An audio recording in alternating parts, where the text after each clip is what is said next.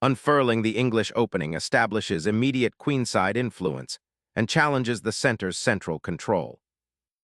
Embracing flexibility, G6 immediately challenges white's central space and prepares for a fianchetto, potentially creating long-term diagonal pressure.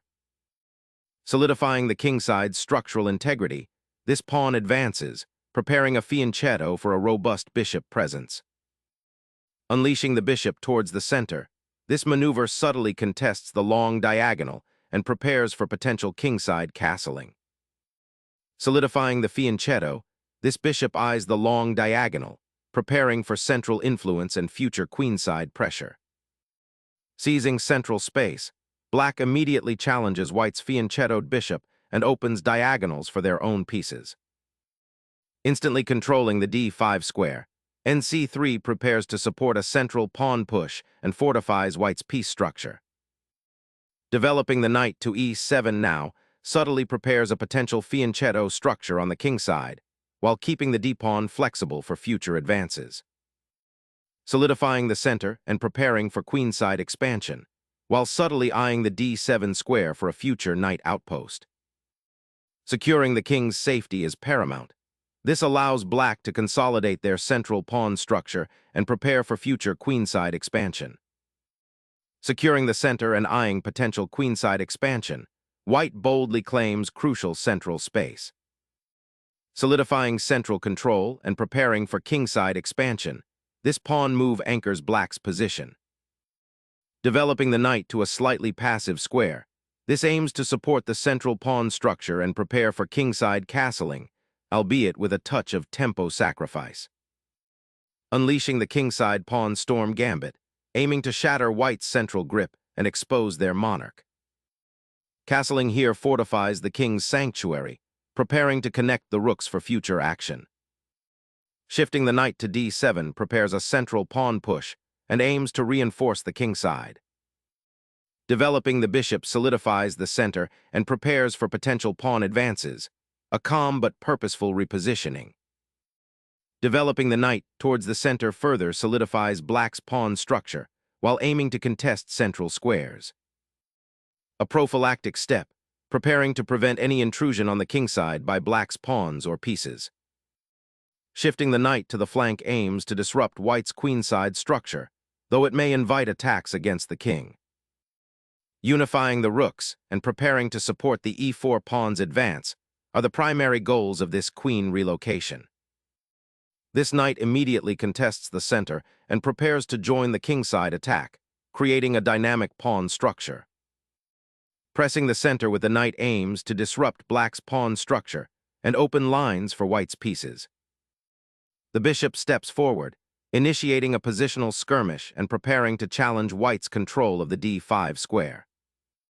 Leveraging the semi-open file, white aims to disrupt black's queenside development and create immediate tactical possibilities. Shielding the queen and preparing to challenge the center with a pawn push later.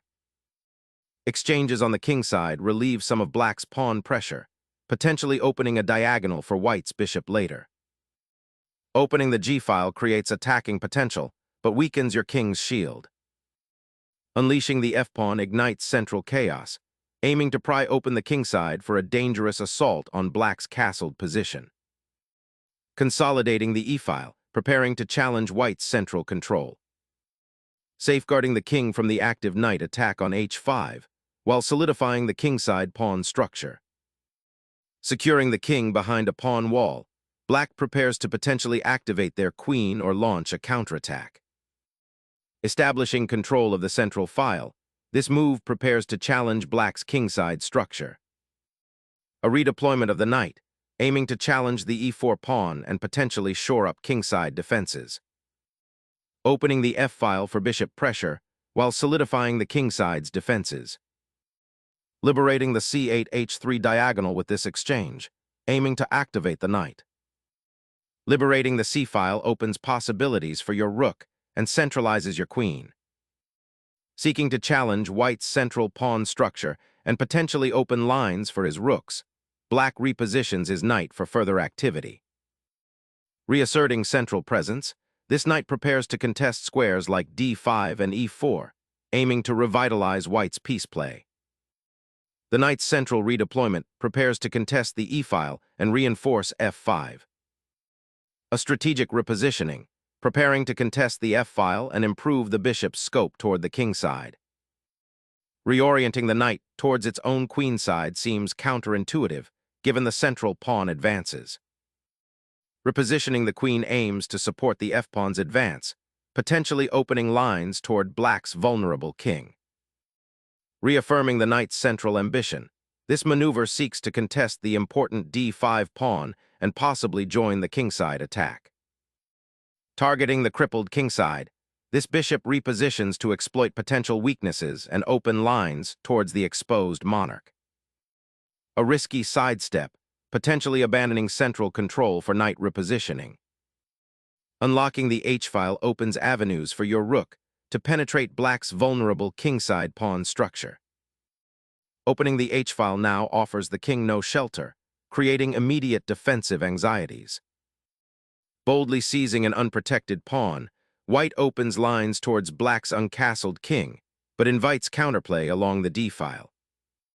Recapturing that pawn opens a diagonal for your rook, potentially targeting white's king. Opening up that kingside column offers a temporary pawn gain, but sacrifices long-term pawn structure integrity for scant attacking potential. Reactivating the rook dramatically swings open the e-file, creating immediate counterplay and threatening the isolated pawns. Reclaiming the bishop immediately solidifies the pawn chain's integrity and prepares for kingside expansion. Opening that g-file creates immediate attacking potential, but leaves the king somewhat exposed. Re-establishing pressure on the queen side, this maneuver seeks to exploit the weakened kingside structure black has inadvertently created. Reopening the kingside file after the exchange, this pawn push aims to exploit white's suddenly exposed king and disorganized pieces. Opening the central highway promises dangerous dynamic play, but beware of the isolated pawn left behind. Reactivating the queen, this repositions your monarch for a potential clash on the kingside, aiming to exploit the opened avenues. Clearing the d-file injects life into white's queen, threatening central infiltration and tactical disruption. Seizing the initiative with a surprising knight sortie, aiming to disrupt white's pawn structure and create tactical opportunities. Reigniting the queenside pressure, this maneuver prepares for potential piece activity or a pawn advance, seeking to exploit weaknesses. Reactivating the knight to the center creates an immediate pawn threat and potentially targets a vulnerable king. Reasserting central pressure, this repositioning aims to exploit the weakened kingside and challenge black's knight. A daring maneuver to activate the queen and exploit the weakened kingside pawn structure. Simplifying the position while centralizing your bishop for better control of squares. The knight's journey across the board finally finds a commanding outpost, challenging white's central control. Reclaiming the queen, white initiates a tactical sequence, aiming to exploit the exposed black king and open files. Seeking to exploit white's exposed king, black aims to redirect the queen for a decisive attack. Targeting the weak f-file with the rook offers immediate tactical leverage. Opening the h-file with the rook ignites a dangerous counterplay against white's vulnerable monarch. Targeting the open files and centralizing pieces creates winning chances now.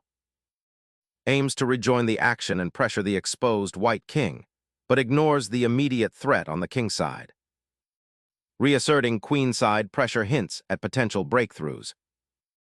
Reactivating the bishop on h6 aims to create new attacking possibilities, challenging white's kingside presence and disrupting black's intended pawn push.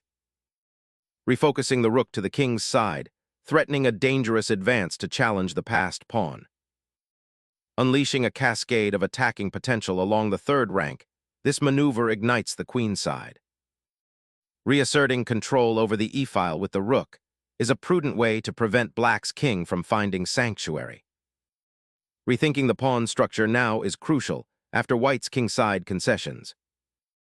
Seeking central control, the rook ventures onto the kingside, initiating a potential pawn storm or defensive repositioning. Conceding the open file now simplifies the position dramatically, potentially leading to a more manageable endgame for black. The monarch ventures forth from its sheltered corner, embracing a more active role in the unfolding skirmish. A desperate check, but it achieves nothing. The king is well protected. Unleashing the king from its protective pawn shield exposes it to unforeseen dangers. Grasping the initiative with the queen, disrupting white's structure and creating counterplay on the now open queen side. Unleashing this queen sacrifice opens a sudden tactical brawl. Black redirects the bishop to a more active diagonal, aiming to disrupt white's pawn structure further. The king's repositioning aims to sidestep potential skewers and prepare for endgame maneuvering, activating a crucial defensive outpost.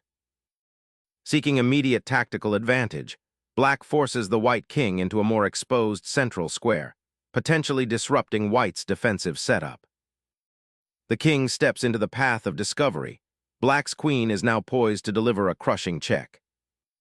Seizing the pawn offers immediate material gain, but exposes the queen to immediate danger. Chasing the knight toward its own queenside now looks a bit desperate, better to consolidate. Attempting to break open the position by challenging the queen's pawn, though it might leave the kingside a bit exposed. Chasing the opponent's queen with the knight opens avenues for white's pieces to become more active. Unleashing a surprising discovered check, the queen momentarily disrupts white's regal sanctuary. Securing the center with the queen ensures white avoids immediate king trouble. Transitioning to an endgame where the extra pawn on the queenside secures a swift victory.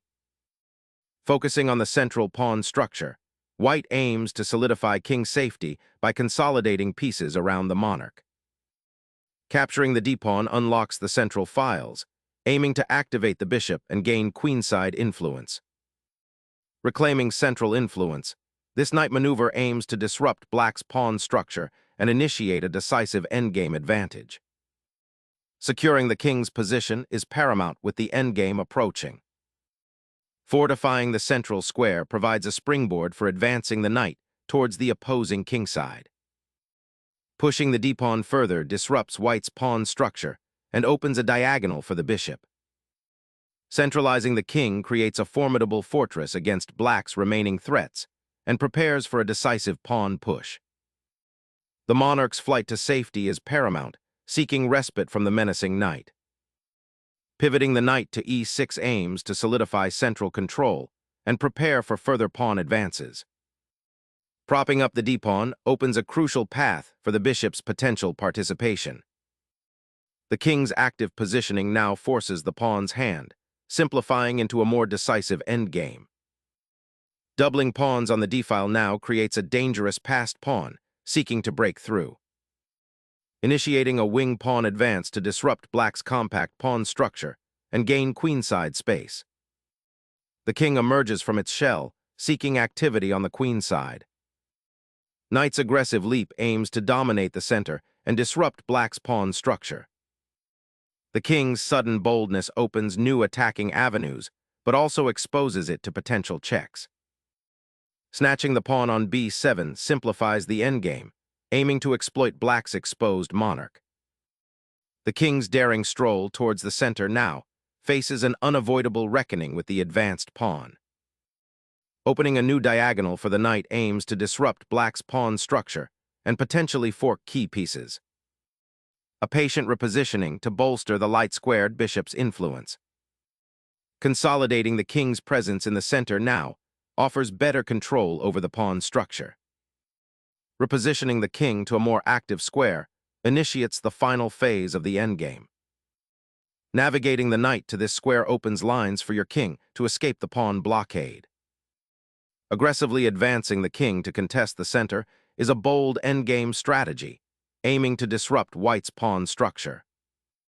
The king now liberates itself from its restrictive pawn shield and ventures forth, a bold gambit in this endgame. Trying to occupy the light squares and disrupt white's pawn structure on the queenside is a desperate attempt to stir complications. Securing the d-pawn's advance with the king is paramount to creating winning chances. Relocating the bishop to the queenside might seem like a passive choice, but it conserves a valuable defender against the encroaching white pawn. The king's forced retreat creates a clear path for the knight to disrupt black's pawn structure. The king's centralization is key to victory, driving towards the weak pawn on b2. The knight's return to c8 aims to secure the a7 pawn and prepare for an advance, while acknowledging the king's precarious central position.